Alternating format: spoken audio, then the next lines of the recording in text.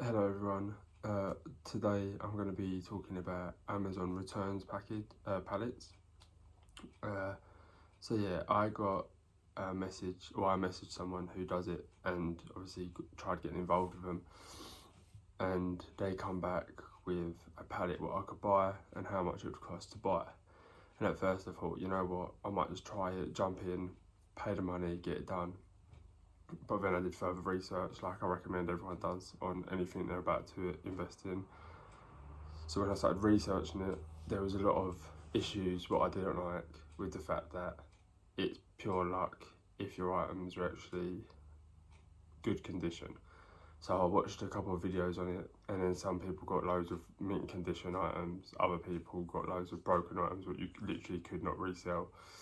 So then when I questioned the person what I messaged originally about, he said it's, like I said, basically pot luck, and he said he's got a person who can resell it for him, but obviously that's for him, not for me.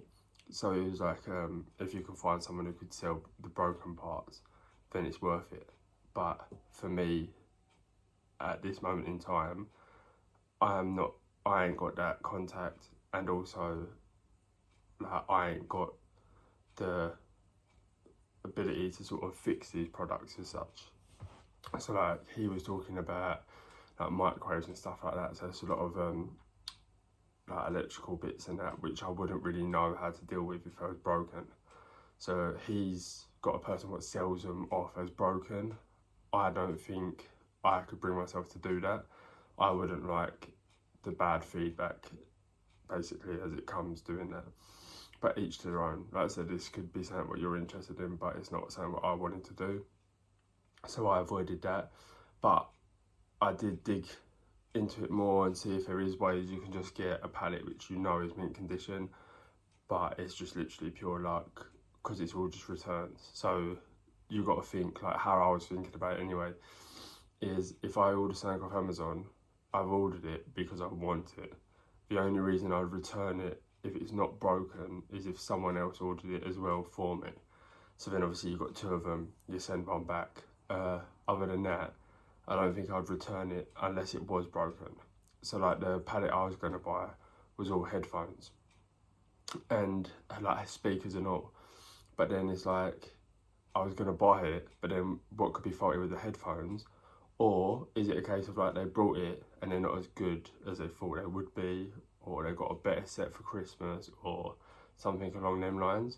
Where I think if you're doing stuff like microwaves, TVs, phones, like they're buying that specific item because they know they want it. Do you know what I mean? It's not because like with headphones, like you see a cheap pair of online, you think, oh, I'll try them. Do you know what I mean? But with like certain things, I feel like there's no I'll try it. You either buy it because you want it, or you buy it because you need it as such.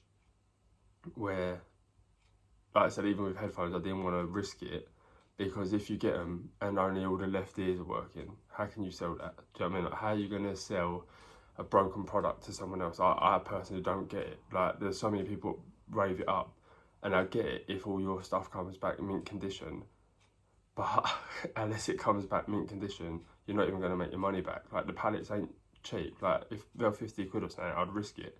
But the one I was looking at was 1,400 for a pallet of headphones. Yeah, you get like 35 items, like 35 different headphones and speakers. It wasn't just headphones, but like that was the bulk of it. And yeah, when I see the money, it was like, yeah, but you can flip it for about 4,000. I was like, yeah, if it's all mint condition.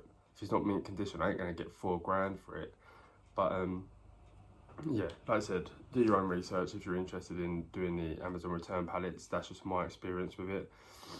Sorry, I keep sniffing. I've got a banging cold, and but yeah, so that's my condition with it, and it's up to you. Obviously, like I said, if you are thinking of doing that, you're looking at 500 for the cheapest pallet, and yeah, if it all comes broken, unless you've got contacts, it's going to be hard to sell. Like I've got brand new items which I'm selling as a like buying it from a store cheap, selling it on eBay for more money, and even they struggle to sell. So imagine trying to sell a broken item.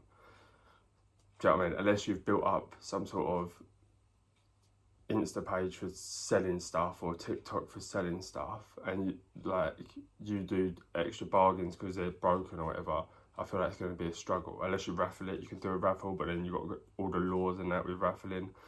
It's all, like I said, there's loads of ways you could do it, but like you've got to follow the laws and make sure you're always looking out for you.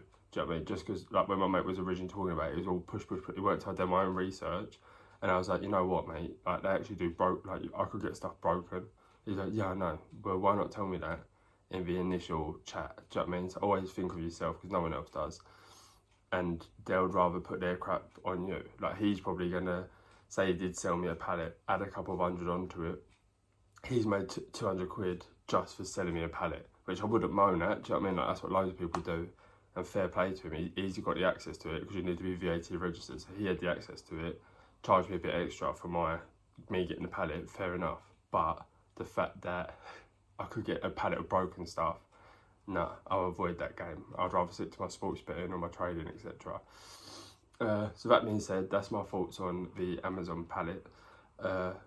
With that, I know I keep saying to you about trading videos and stuff like this coming in, but hopefully, unless another idea comes ahead, I will be doing a trading video on dividends, as I've literally been researching it quite a bit lately, and a lot of people say don't go for the high dividends like the 10% and that, because it's good payout, but them companies could go downhill and stuff like this. But I'm going to be the guinea pig here, and there's 4 what I'm looking at. Them 4 I'm going to invest in, not crazy money, but I'll put like, I don't know, 25 quid in each of them, and then weekly update it. But then I'll tell you when I get my dividends and how much it will add up to over the end of the year, and I'll do weekly or monthly updates with it, obviously depending on when they pay out, etc. And I'm also going to go for this bulk dividends one, so I'll have multiple dividends, and what I want to do is every month show you my income on dividends and stuff like that.